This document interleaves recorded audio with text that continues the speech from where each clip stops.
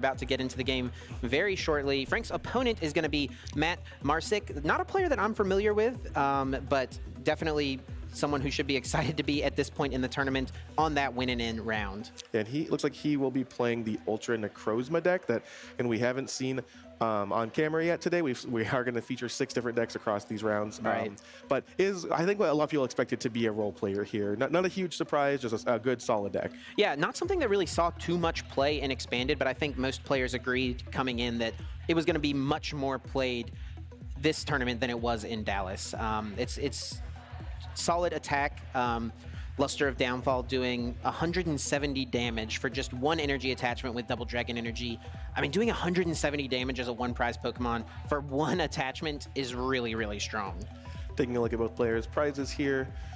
Computer search there. Looks like that's for Matt. Yeah, not a card you ever love to see prized. It's just a great consistency card, but it's not the worst thing in the world either. Once you take it out of your prize cards, and it does look like it is at the bottom of Matt's prizes, it's something that he can utilize mid to late game, which honestly could be even better for him than in the early game potentially. Yeah, it doesn't look like anything backbreaking for either player, so here we go. We are off. It looks like Frank will be taking the first turn here. Yeah, and Frank starting that Blacephalon from Cosmic Eclipse, just one of the many toolboxy cards that Frank has access to. Of course, that can attack for just 1 energy with a Dimension Valley in play when your opponent's at exactly 3 prize cards, letting you spread 12 damage counters through the rest of the game, letting you spread 4 however you would like. Something you can really utilize in other 1-prize matchups, and we saw Spell Tag over in his prizes. I think that Frank's deck is really going to aim to like spread damage around and take multiple prize turns potentially. Yeah, something Kyle and I talked about when we were just talking about kind of toolbox decks earlier on camera was that you really have to be prepared to say, okay, like I need to select a certain number of Pokemon that will let me win, and I need to, in order to do that, I need to predict the metagame pretty well. I need to understand, okay, I'm going to play Blacephalon because I expect a lot of other 1-prize decks, and if you're right, which it seems like Frank and those guys have been, you'll be in a very good position, and if you're wrong, it can go really, really poorly for you. So one of the risks of playing this sort of toolbox type deck. Yeah, and really cool on Frank's side, we actually see that Moltres, Zapdos, and Articuno hit the discard pile. The second time we've seen it. Yeah, in a totally different deck. And really a really unique way to utilize it here in this list. Frank is playing the Tapu Koko Prism Star, so he can get an energy accelerated onto it in that way. And then he has Counter Energy, which will provide the other 2 energy types. And then Dimension Valley gets rid of the colorless cost. So for just in 1 turn, you can power it up and start using that Moltres, Zapdos, and Articuno, either of its attacks, either the first attack or utilizing the GX attack to do 110 to 3 different Pokemon. Yeah, so unlike the deck we saw it in earlier, it's this not exactly so all in on this kind of strategy. It's just one of the many options this toolbox deck has, but definitely a relevant one. We see the Mew you see on your screen now is, or you see on the bench now rather, is really what's going to power all this. It's what Pokemon you'll be attacking through, as we see a Dedenne for 6 fresh cards from Frank. He's finding 6 cards here. Don't see any other key cards he can use on this turn. We do see the Cramorant hit the field though. And of course, not being able to play a supporter on the first turn, Dedenne becomes one of the strongest ways to still see a good amount of cards. Yeah, much more reliant on kind of quick ball into things like Shaman and Dedenne than it has been in the past. Matt here, going to go ahead and play an Ultra Ball. Can start attacking on turn 1, could even take a knockout here right away if he's able to find a bunch of cards like the Silent Lab and Floatstone, pieces like that. Silent Lab actually going to be probably a pretty key card in the matchup. Frank is going to have to bump that with a Dimension Valley if he wants to attack with Mew. Since Mew is a basic Pokemon, Memories of Dawn will be shut off by Silent Lab. And of course, Frank, you know, these decks have to run the full 4-Dimension Valley, but still you get in this awkward situation where maybe you have to expose your Dimension Valley and then it gets bumped. And the Stadium Wars can be a pretty big back and forth here. Yeah, and even like late game finding it off of an N or something like that. When you've already utilized several of them, that can be a big deal. Right away, Matt gonna get the Remoraid down.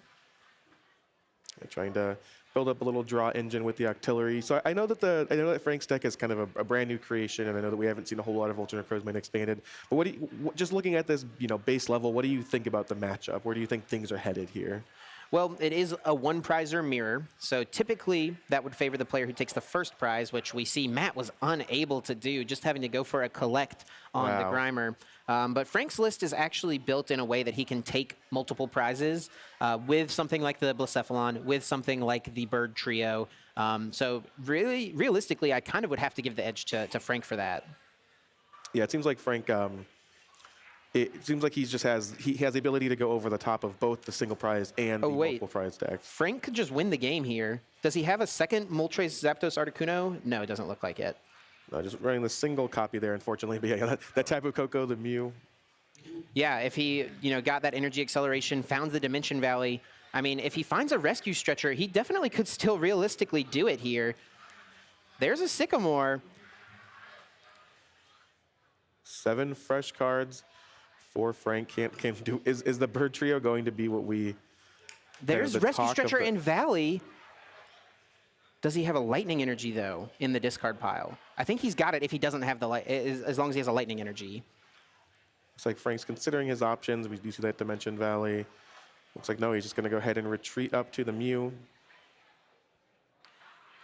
Gonna go ahead and spell tag as well. This is a really cool card in the list, letting him spread some damage and really utilizes that, the ability to use things like Blacephalon later on in the game.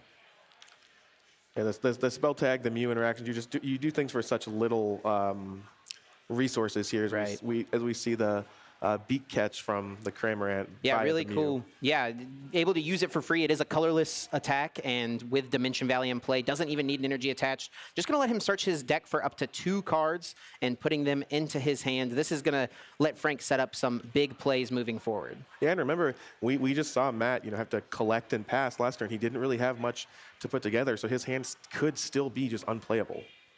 Frank eyeing up a teammate. I like taking this card just in case your opponent does find the pieces to get a knockout off of the collect or something like that. So we do see Silent Lab as well as an Ultra Ball and a Floatstone.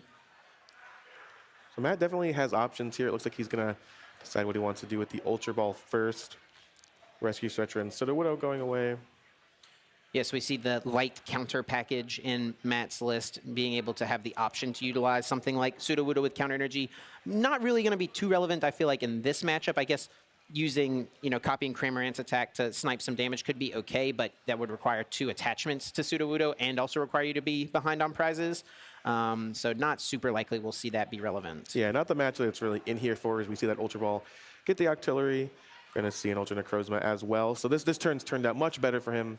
Much better for Matt. It seems like he's really starting to set things up the way he wants it to be. Yeah, and I think those last 2 cards in hand are going to be the Floatstone and the Silent Lab. So it looks like actually 3 cards in hand. So he'll thin his hand down very, very low and draw a good amount with Abyssal Hand. And all he needs at this point is going to be that Double Dragon energy to start attacking. Yep, there's the Floatstone. There's the Silent Lab. We just talked about how huge that was. Here's that Octillery. 5 cards. No energy. Not finding energy. He doesn't even find a supporter. Nope, just a nice ball. Another Silent Lab. Nothing that's really going to help him get that far this turn, unfortunately. Yeah, really unfortunate start here from Matt. Not able to attack on either of these first 2 turns whenever your deck is really built to be able to start attacking every single turn. Just really unfortunate to see that whiff. Yeah, just really no options here. Again, he'll have to try to reset things next turn, but these 2 turns have just been so slow. Yeah.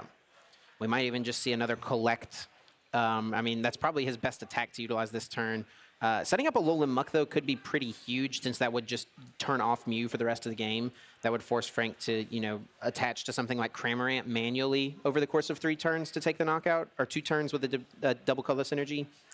And it looks like Matt ends up agreeing with you. He ends up retreating the Grimer, just kind of keeping it safe and promoting that Ultra Necrozma. Frank, being aware of the looming threat of Alolan Muck, does go ahead and start to power up the Cramorant. And looks like he'll choose to just go ahead and use Beak Catch with the Cramorant as opposed to the Mew this time. Doesn't have the Stadium to bump the Silent Lab, so if he doesn't have a strong hand, that's his only option. And interesting that he chose not to take a Dimension Valley off of the Beak Catch last turn. Yeah, I don't think that's a mistake he'll be making again this turn, although we do know that Matt does have the backup Silent Lab in hand. So just to really, both players not really gaining a lot of traction here. We thought after the first few kind of weaker turns by Matt that Frank would be able to get something together, but he didn't have the ability to go for that Bird Trio, and now he just has to, naturally promote the Cramorant attack. Yeah, Frank was in a really close to winning the game position, honestly, on the first turn. Was really just missing one piece of the puzzle. Does only play a few lightning energies, so needs to find something like, Ultra Ball, Quick Ball to discard those pieces in order to even be able to utilize the Cocoa Prism, and was not quite able to do it. Yeah, not quite. And we see what Matt can put together here. It's like a trainer's mail. He's going to try to find. He really needs something that will allow him to find Dragon Energy, which it looks like he has. Yeah, Guzma the perfect piece to find there off of the trainer's mail, honestly. He'll be able to discard the 2 cards remaining in his hand, find that stadium for the next turn, find the double Dragon Energy for this turn, can even get himself a tool out of the deck, and then still use Abyssal Hand to refill his hand. Yeah, so could not have asked for a better card there. Now we're going to actually see Matt's deck function how it was supposed to, how I assume it has over these past 7 rounds. Does have to discard another Silent Lab, which you don't love seeing hit the discard pile, but at the cost of not attacking this turn, it's definitely much more worthwhile to go ahead and get yourself an attack. Yeah, absolutely. You can also, again, always find another one, but again, that stadium back and forth is so important that you hate to see that. But he has to advance his game plan here. See that double Dragon Energy. I wonder if he'll even take something like the other Silent Lab, since he can't play it right away. He might want to increase his chances as much as possible to find the Alolan Muck here off of Abyssal Hand, and we see he chooses not to take that other stadium, wants to draw the full 5. Yeah, heads up play by Matt for sure. Just not being worried about what might happen in the future. He knows that this Muck is so important to the game plan, and he does find it. Yeah, is able to get there. The Fighting Fury Belt actually a pretty good card here for Frank, for Matt as well, meaning that, you know, it's more difficult for Frank to set up, you know, some shenanigans with the Fireworks Bomb, since it does give the Pokemon more HP. But that Muck, Power of Alchemy, is honestly just huge for this matchup. Yeah, but basically before anything else can happen, Frank, he needs to deal with this Muck, which I guess he can snipe it with the Cramorant. He has some things he can do, but that's just it's going to disrupt his entire game plan. A really important piece here is the Luster of Downfall does discard an energy from the Cramorant. Now, Frank not able to just attack this turn because it does require, you know, 2 attachments with double colorless plus 1 more colorless energy. And with his bench locked up as well. Yeah, he just might be falling too far behind here. Yeah, this is a tough spot, honestly. Cramorant does have 200 hit points, so able to tank a hit at least, but I mean, you can Beak Catch to set some stuff up. I mean, Frank has also had 2 turns of uninterrupted Beak Catch, but hasn't been able to do too much with them. Yeah, still just hasn't been enough, unfortunately.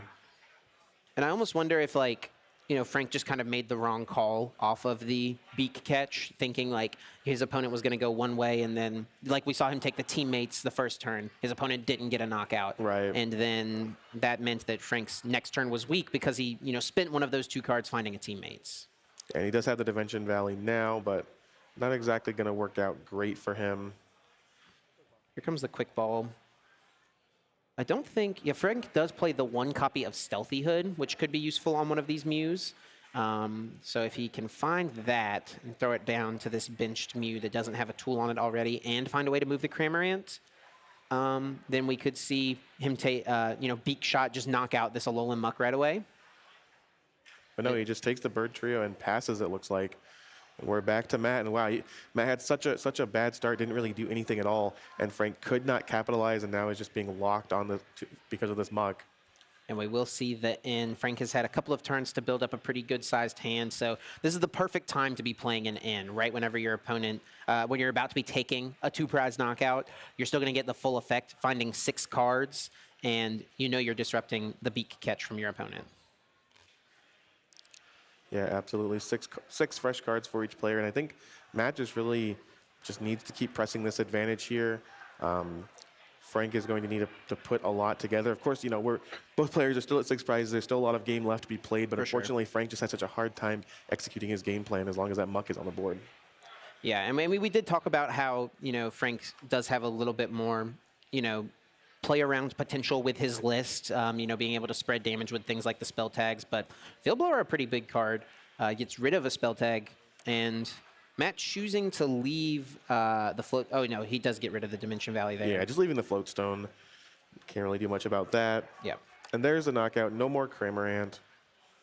Float Stone does allow Frank to have a free retreat here, but he already has that in the Mew, so it's not really doing anything.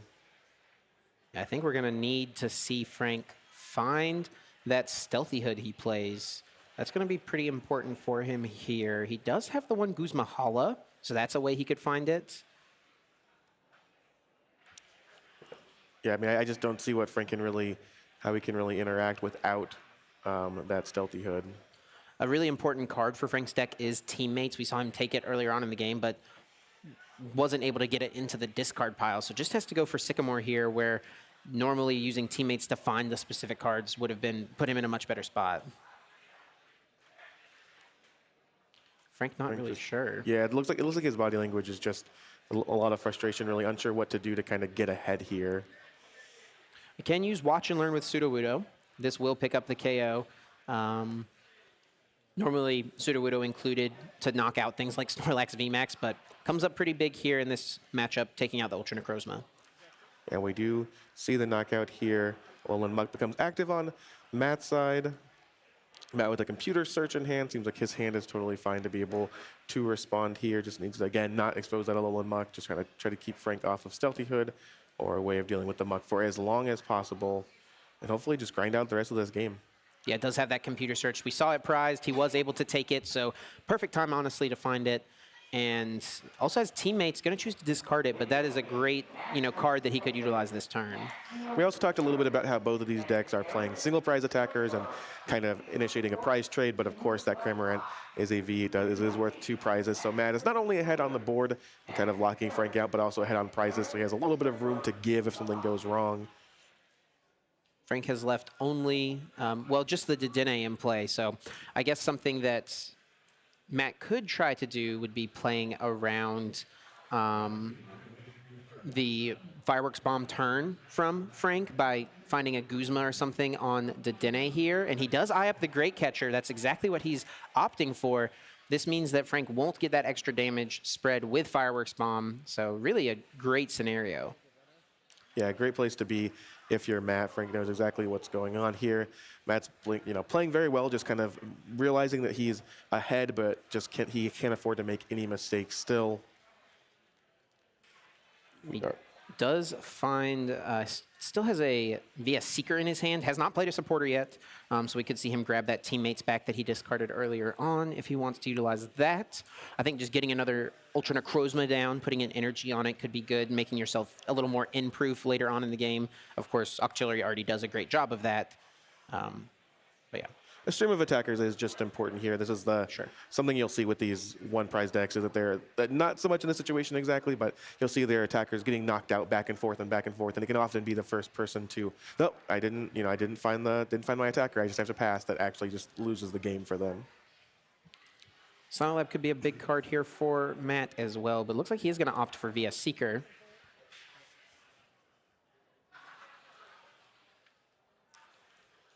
And what cards will he find here? Again, I think he just needs to up his consistency. Again, like you said earlier, make himself a little bit more end-proof. Yeah, could even find like Nest Ball, since that's a card you wouldn't want to draw, as opposed to just getting the Ultra Necrozma. If you just get Nest Ball, that takes that 2 cards out of the deck effectively. Right, thinning your deck as much as possible, taking out all the cards you don't want to draw, so that if things go wrong for you, you can have the highest percentage of drawing live cards that will actually win you the game. Actually opts for a VS Seeker as well, so setting himself up for the future turn. So if Frank doesn't play an in, he knows he's got Teammates on the next turn. He has a Double Dragon too, removes the Dimension Valley. And I think getting Silent Lab here is actually really big. Frank has played a couple of Dimension Valleys, and that Silent Lab does, Stealthy Hood does not prevent Silent Lab, right? It would prevent the Muck, but now Frank needs to find not only Stealthy Hood, but also the counter to the Silent Lab in order to attack with a Mew. And so Matt really just burying Frank here, saying, okay, you have your deck's great. You have, clearly been successful. The Mews are, powered up and strong, but you just can't really act unless you deal with multiple things here. Target Whistle, a pretty cute card we've seen a lot of this weekend. Sudowoodo, not something that's going to be useful for Matt, so Frank just wants to clog the bench as much as possible, I think, here. And another spell tag on the Mew for Frank. There's the Bird Trio hitting the bench. Not quite sure if he wants to put it down yet. He's got a Sycamore in hand, and I believe he's already used Rescue Stretcher, so by putting it in the discard pile, I don't think he's going to have access to it the rest of the game. ultimately decides not to bench it, just play the Sycamore, 7 new cards. You did see a Cramorant, a bunch of energies in there, but I'm not sure if there's anything that really gets him out of this position. Did draw the Dimension Valley. Yeah, Dimension Valley could be useful here, and looks like he'll just opt to put a Cramorant down and go ahead and start getting the energy on it for the future turns. Watch and Learn still able to pick up the knockout, but now he's in a situation where one more energy attachment can take out the Alolan Muck, and he can have access to his Muse later on. Looks like he did draw the Stealthy Hood off the prizes too. Off the prize, rather. It was prized, so that's why we haven't seen it from him yet, and that's going to be good for him moving forward. And action's back on Matt now, of course. Ultra Necrozma did go down. He has another one with the Double Dragon Energy already ready to go. A lot of options in his hand versus Seeker, a bunch of supporters. The world is kind of his oyster here. He's got a Guzma here, and I feel like using Guzma to take the energy off of the Cramorant could be huge, honestly.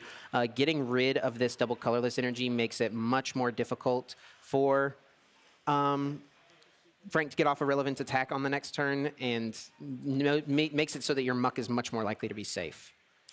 Yeah, that kind of has to be the name of the game still, even though we know it's in Frank's hand. We know what he's working with here. You have to, if you're Matt, you just have to try to, again, protect this Silent Lab, protect this Mug, do everything you can to ensure that your game plan is uninterrupted. We see a Teammates here. I didn't quite see what he grabbed, but Teammates a really relevant card in these kind of back and forth consistent knockout decks. Yeah, and Matt did something really smart last turn by teammatesing for a VS Seeker, giving himself the option to continue to chain teammates turn after turn, really heads up and lets him just continue the stream of attackers, like you said, and does go ahead and get an Ultra Necrozma with an energy, leaving himself 2 attackers, which should line up his 2 prizes he needs to win the game.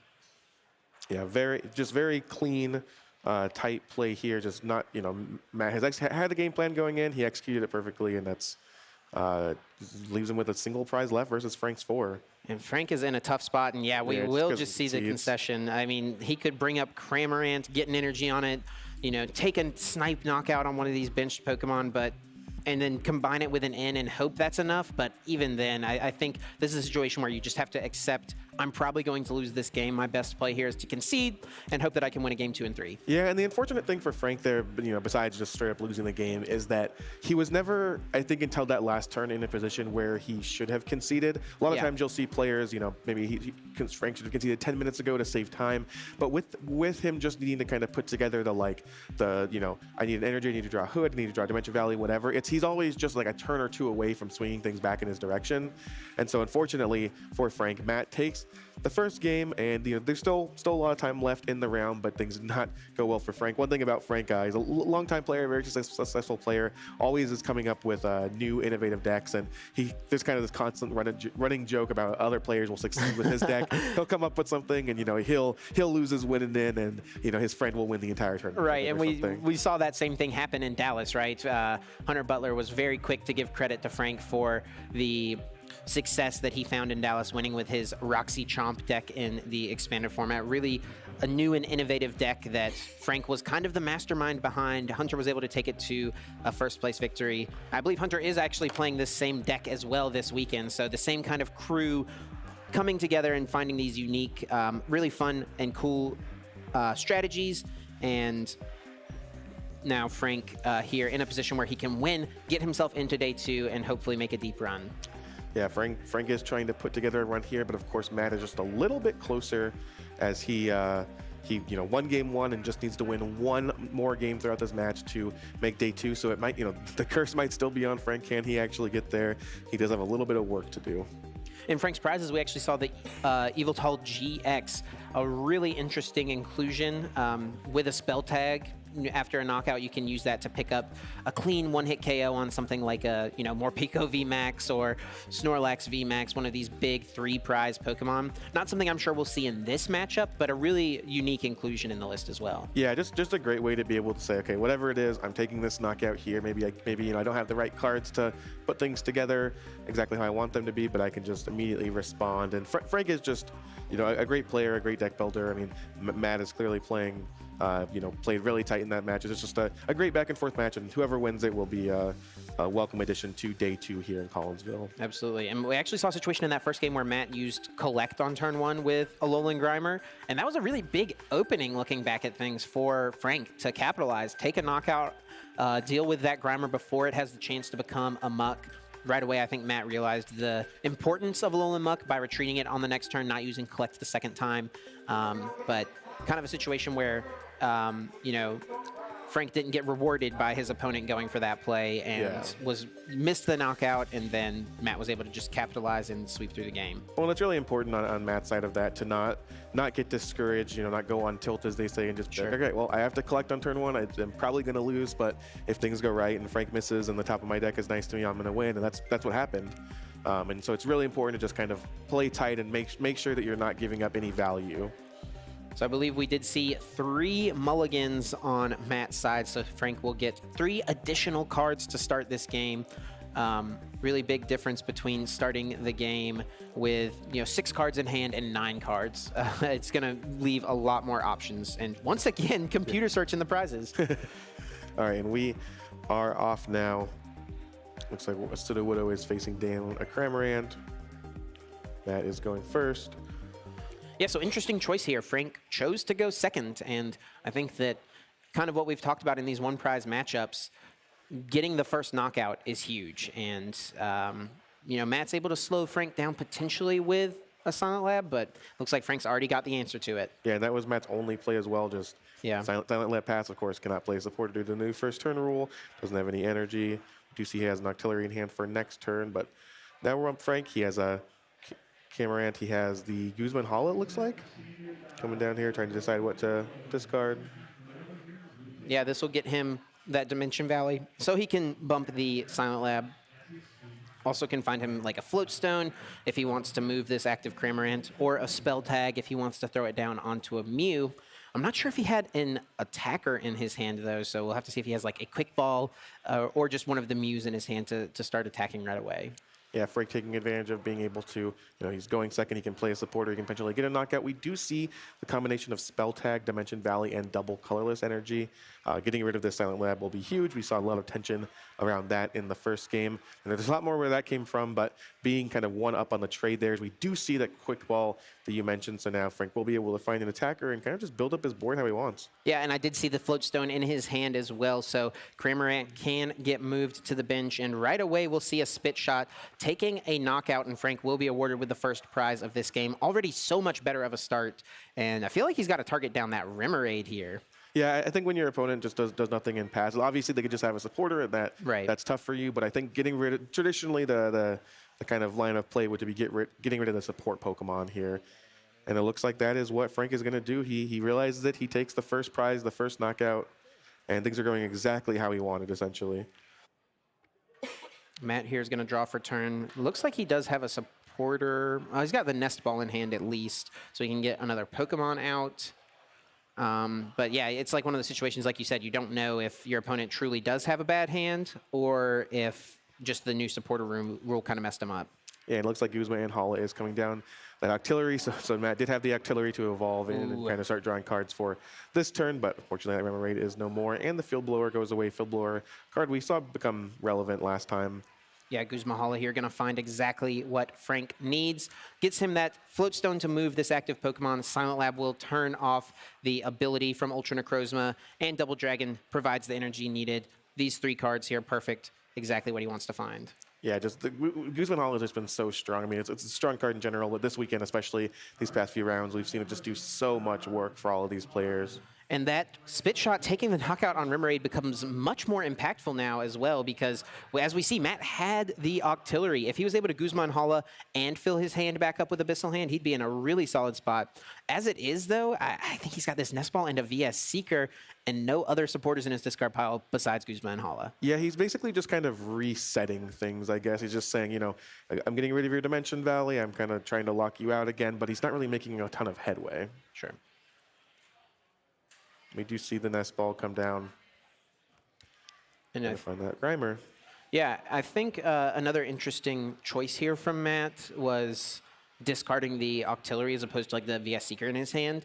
If he keeps the Octillery and can Nest Ball for second Remoraid here potentially, that means on the next turn he can draw with Abyssal Hand. But I actually think, looking in his prizes, that that second Remoraid could have definitely been prized. And so leaving himself the option, and he will get a prize here from this knockout. And we do see Double Dragon, Silent Lab. There's the attack. There's the prize. And again, Frank, left with a without much on the board. He needs to get rid of the Silent Lab in order to kind of make any headway. Just a really, really back and forth engagements, even if a lot is not really happening from either player's side. Yeah, I think, Frank almost benches Tapu Lele. Can't utilize that right now with Silent Lab in play. But I think, Guzma Hala is kind of a double-edged sword, right? It's great. It finds you exact pieces you need. Oh, Frank actually can't utilize that Tapu Lele. Yeah, looks like he just missed that a bit. I'm sure it was just a mistake by Frank, but yeah, unfortunately commits that Tapu Lele to the board as well, so now it's just kind of stuck there doing nothing. Yeah, once it's been benched, there it is. Don't get to utilize that ability. I mean, he can energy drive, I guess, but yeah, not exactly where he wants to be. Yeah, tough spot. Looks like Frank considering what to do now. Looks like players having a conversation with the judge, just kind of saying, yeah, I didn't know. Yeah. I just forgot. Not trying to gain an edge or anything like that, I'd expect. Maybe a penalty assessed. I'm not really sure how that works, but I know it's like Frank saw some of the cards. Yeah. I'm sure the judges will handle this swiftly. Yeah, he was in the process of a deck search. He hadn't even shuffled his deck from the last search, so I don't think that any penalty would be awarded in this instance, but certainly a warning potentially could come out. And it looks like we're just going to go ahead and continue play here. Versa Seeker finds Guzma Hala, getting rid of Counter Energy and Yveltal. And now again, we're seeing that kind of, we need to keep streaming these Guzma Halas in order to find the stadiums, in order to find the energy, and kind of who will blink first.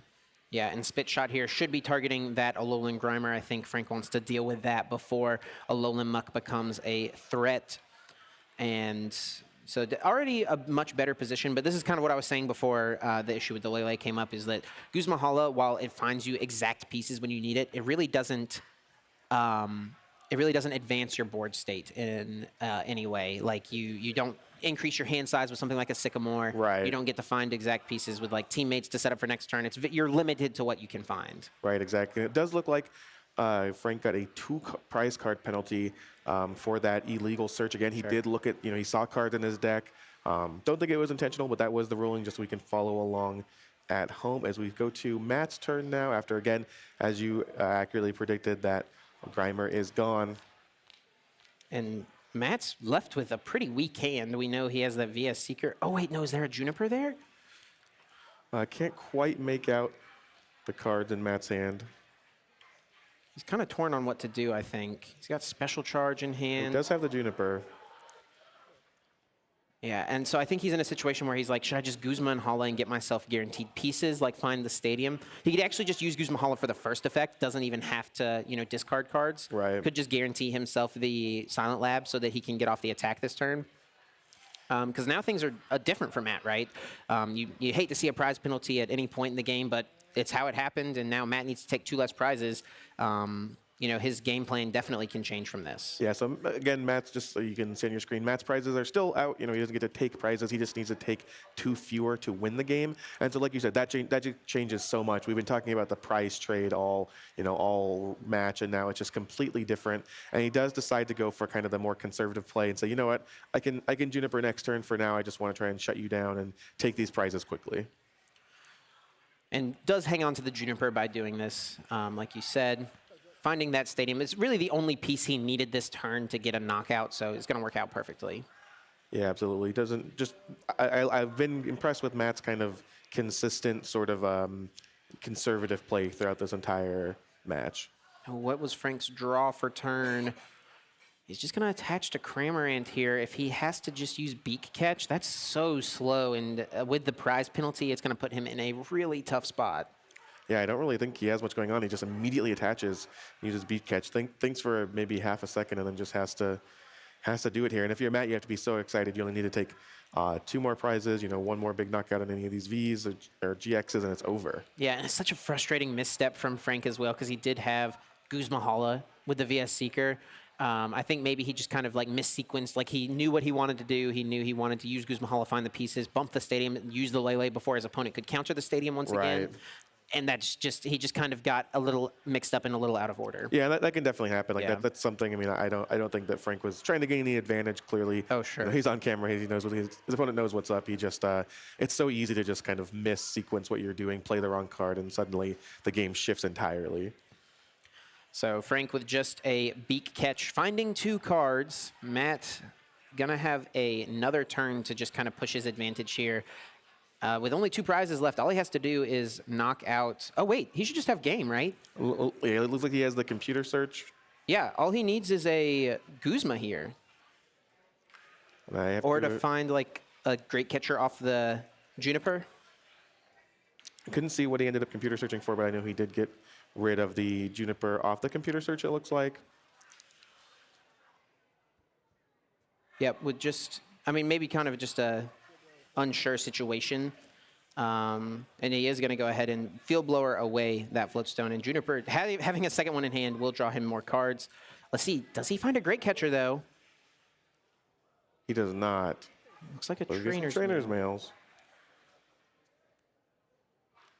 And finds himself a couple of cards. No great catcher though. Looks like a nest ball could be a good option here. Just get another Necrozma in play, or even Stretcher could do that. Looks like he's just trying to stream maybe a slight misstep here from Matt, but just didn't see the play and is now just trying to set up for future turns again, just 1 knockout away from taking this game and this match. Yeah, and with an Ultra Ball in hand, maybe we'll see him go grab the Remoraid to try to set himself up with some more consistent draw through the game. And, of course, Luster of Downfall will discard this double color synergy, like we mentioned, so Beak Shot not going to be a huge threat from Frank. That's the Ultra Ball. And take the Remoraid, as you said, he did shuffle it back in off of the Rescue Stretcher. Yeah, and this is, going to make him, improve something like that if, Frank tried to disrupt his hand.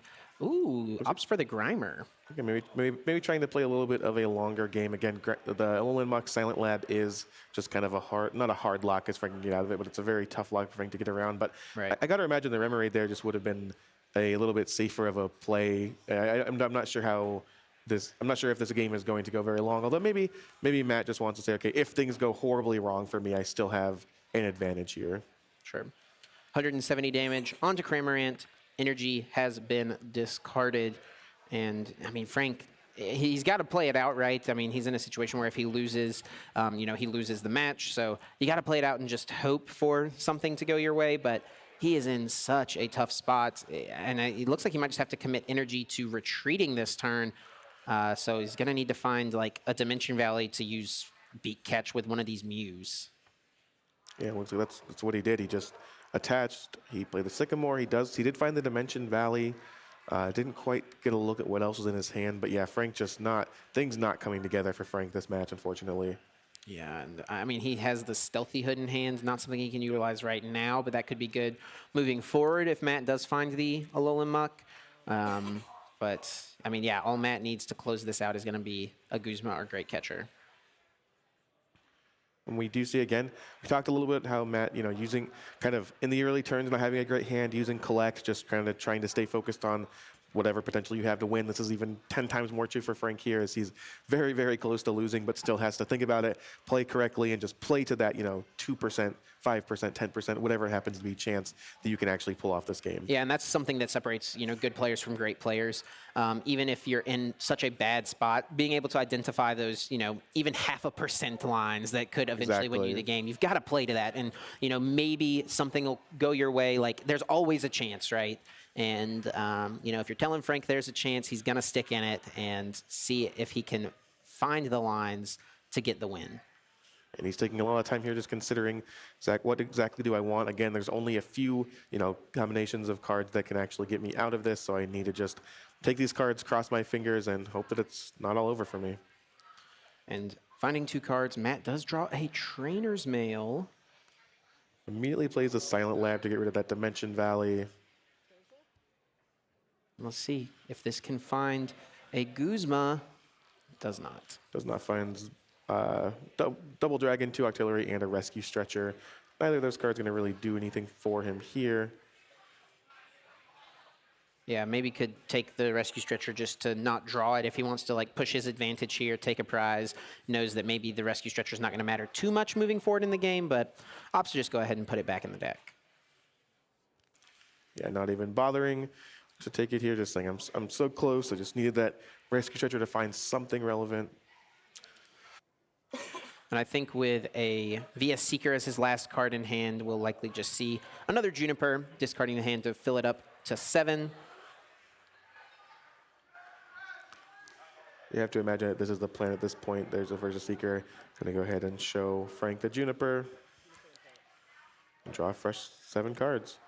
Yeah, no high five from either of the players. We won't hold it against them, though. Yeah, we're not exactly at that stage, unfortunately. Yeah, I guess so. Considering the situation, that's fair.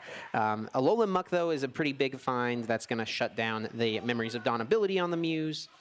And that's just even more Frank has to deal with. Double Dragon Energy, ensuring that Matt can kind of stream these Ultra Necrozmas. Ooh, Great Catcher actually in the prizes for Matt, so not able to find it. And, I mean, Matt only needs one more prize to win the game. I don't know what Frank can do. Yeah, this is very likely the last turn that Frank will be able to play here. Just one more prize, and it's all over. Yeah, there's no, like, Enhanced Hammer in his list. Maybe if he went Enhanced Hammer plus, you know, knock out the active plus N, he could make something happen, but he just doesn't even have that option. Yeah, I mean, this deck has a lot of options. You know, Frank is an amazing player. I'm not going to call it now, but I'm not sure. I think he just might be too far behind. I'm not sure what he can put together here, especially with 5 prizes remaining. You know, it's not just like he has to survive through this turn. He has to actually make relevant plays and not lose a single Pokemon for the rest of the game. Yeah. I mean, Matt is at exactly 3 prize cards remaining, so Fireworks Bomb is active, but that can only deal with one of these Pokemon. And it looks like it just, I can't quite make out the cards in Frank's hand, but I'm afraid it's not going to be enough. It looks like he did draw the Blacephalon. I mean, does he have anything in his list that can, like, paralyze the active? I don't think so. Like, maybe he could, you know, go for multiple heads maybe, but it's just really not going to come together here for Frank, I don't think.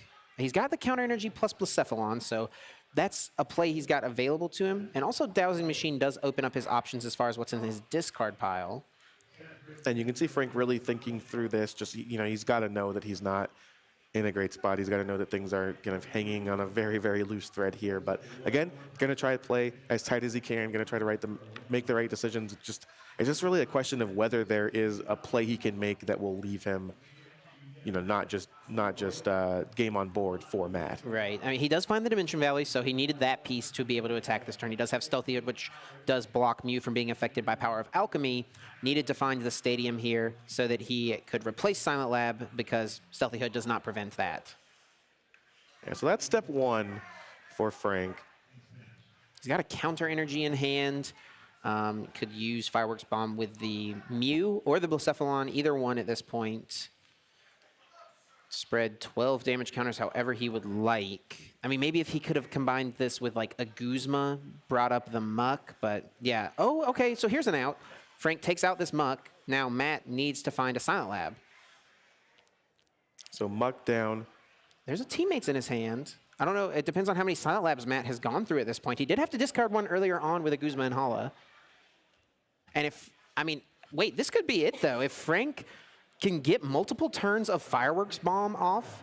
Of course, the ability here on the Necrozma is what is preventing Matt from just being able to attack for the win. Its ability reads that as long as your opponent has more than 2 prize cards, this Pokemon can't attack. The Ultra Burst ability, as we see there on screen.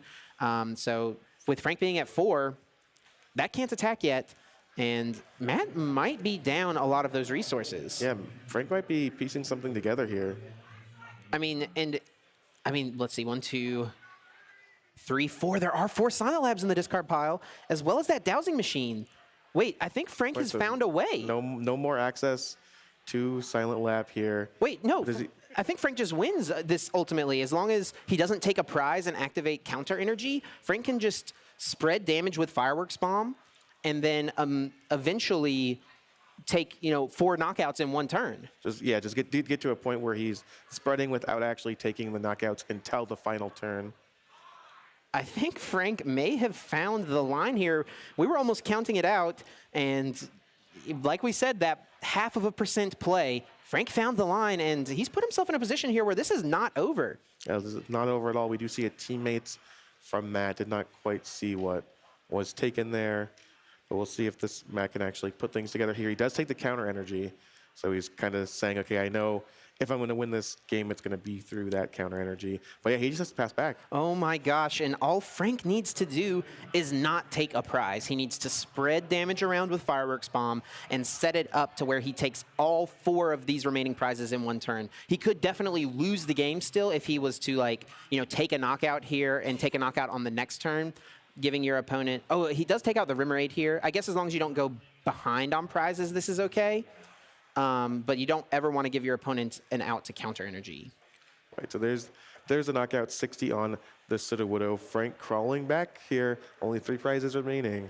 This will mean Frank needs to find a different energy to attack with the Mew next turn. Needs to find either a Prism or something like that. Yeah, it would have to be a one of his 2 Prism energies in order to attack with Fireworks Bomb, since counter is now just a colorless energy since these players are tied on prizes. And Matt just has to pass.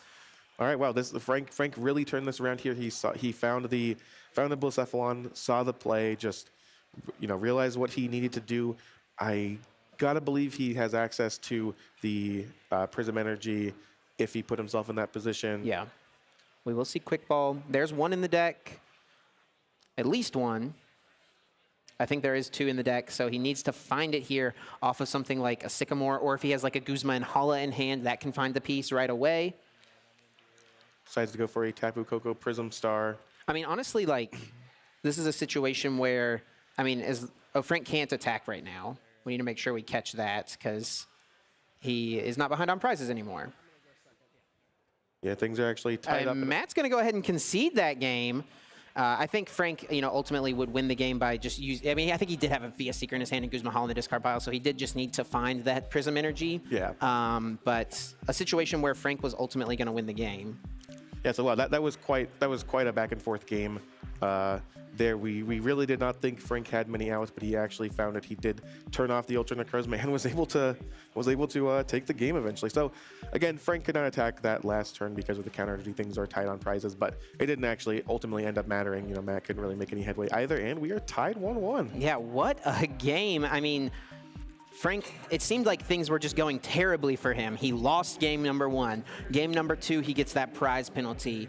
His opponent only needs to take 1 more prize to win the game. But Frank, taking note of those resources already used, saw all 4 dimension values were in the discard pile. Or excuse me, Silent Labs, saw that the dowsing machine was down already and found the line, stuck his Dimension Valley in play, and knew that his opponent did not have a counter stadium. And as long as Muck was able to stay out of play, Frank was going to be able to win. And regardless of what deck you're rooting for, what player you're rooting for, whatever, it's great to see that prize penalty will ultimately not come up. I'm sure it was not intentional by Frank, and I'm glad that it didn't cost anyone a game, and we're just getting to see kind of, good old-fashioned back-and-forth Pokemon to determine who makes it into day 2 here in Collinsville. So an interesting thing here is going to be Matt gets to choose. Does he want to go first or second? We saw Frank lost game 1 and chose to go second. Do you think Matt would opt for the same type of strategy? I think it just really depends. It looks like he is choosing to go second. Yeah, Frank is going first. Yeah, and I think that just kind of speaks to what we were talking about with the prize trade, these single prize matchups. Players really wanting to capitalize as quickly as possible by attacking on turn 1. But in Matt's prizes, we actually did see 2 Silent Labs. Yeah, I was going to mention we do see two Silent Labs. So if this game ends up going along, if this game ends up being a grind fest, it will, unfortunately. Matt will not have that advantage. However, there are only 2 minutes left. I do believe players have a minute time extension as well due to the penalty that was assessed. That the judges have to take some time and talk, and we wouldn't want to penalize players for that.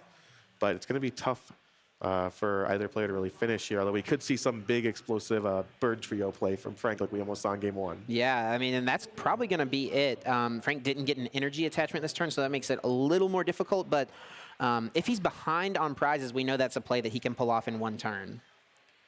And so we see Ultra Necrozma is the starter here for Matt, and we see a Nest Ball get the Remoraid. Kind of the classic play here. You just really want to make sure you have those Remoraids to turn to Octilleries later in the game. Hope Frank does not knock them out as he did in Game 2, and that's kind of the Octillery engine is what kind of just makes you be able to play the game and be consistent throughout.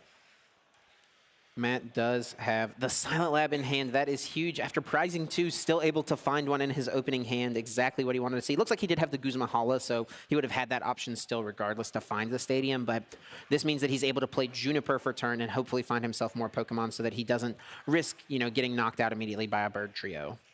There's a second Ultra Necrozma, just again setting up that stream of attackers we've been talking about all game. Another Nest Ball. So things, time issues notwithstanding, things are going well for Matt. This is kind of the setup that he wants to see early in the game here. Yeah, and I feel like if time is called in, this turn or next turn, things will likely end in a tie for us, which wouldn't necessarily eliminate either player. They can still, get a win in their 9th round in order to make it into day 2. Yeah, absolutely. There's, obviously one player just wants to win here. They want to lock it up and make day 2. Tie would not be the worst thing in the world. It's not what other player wants to see, but unfortunately, I think they're both in a position where they just have to accept it. Okay, yeah, we're going to tie. Looks like time is down to 20 seconds. It will expire on Frank's turn, I would imagine, as he does have plays to make. And both of these players, of course, they are aware. They're not aware of the exact time, but they are aware that time is ticking down. They got to imagine it's going to be pretty soon. Yeah, and Frank could actually, potentially set this up to where if Matt doesn't find another benched Pokemon next turn, he can try to go for that, bird trio play by sweeping his board. And, that's something Matt needs to be mindful of. And Frank, once again... Oh, no, the Tapu Lele. He puts the Lele down. Keeps getting punished by the Tapu Lele. Silent Lab, meaning these basic Pokemon don't have abilities. Frank does have a Sycamore in hand, so he'll still have that option at least, but you got to think he wanted a Guzma Hollow there in order to guarantee his stadium, guarantee his attachment. And stadiums are these sort of things that they matter so much. Obviously, in this matchup, it's been kind of what we've been talking about the entire matchup, but they kind of exist, off to the side. It's very easy to just forget about it for 1 second and just accidentally, leave yourself with a Tapu Lele that did nothing on the board. We've all been there. We've all done that. I've definitely tried to use setup many times under Wobbuffet or Silent Lab. Like, it happens, and especially in these high pressure situations, being on stream, knowing that if you win this game, you're into day 2. Well, especially right now, trying to play so quickly too, as it looks like time is just going to expire right now. You're just trying to play as quickly as possible, and some things get lost in the shortcut.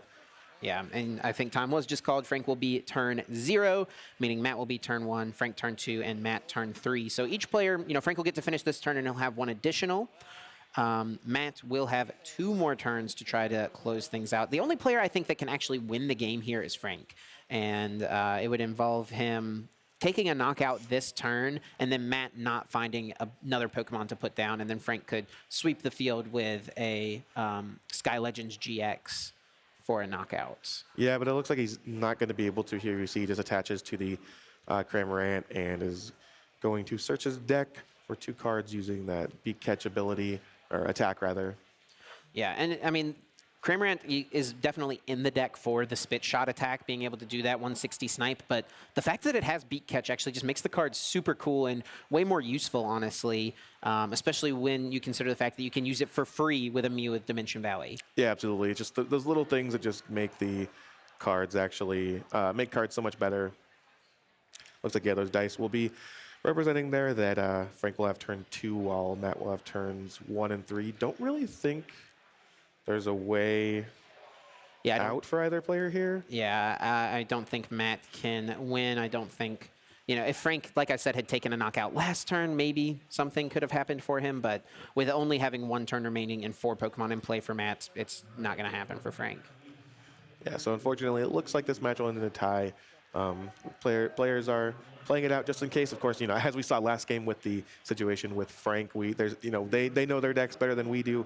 They know their outs better than we do. Something could, happen. Something could go wrong. But I have to imagine that this game is going to end in a tie. I mean, honestly, from Matt's side of the field, he should play this out because you never know. I mean, Frank does have 1 more turn. if your opponent makes another big error, like Frank did with an illegal deck search and gets an escalated prize penalty, you could theoretically win from that, where you take one prize here, your opponent is escalated to a quad prize penalty, Sure, and sure. then you win the game. So Yeah, that's definitely, you got to play to all your outs here when you're playing at such a high stakes tournament, such a high leverage situation for both of these players. for sure.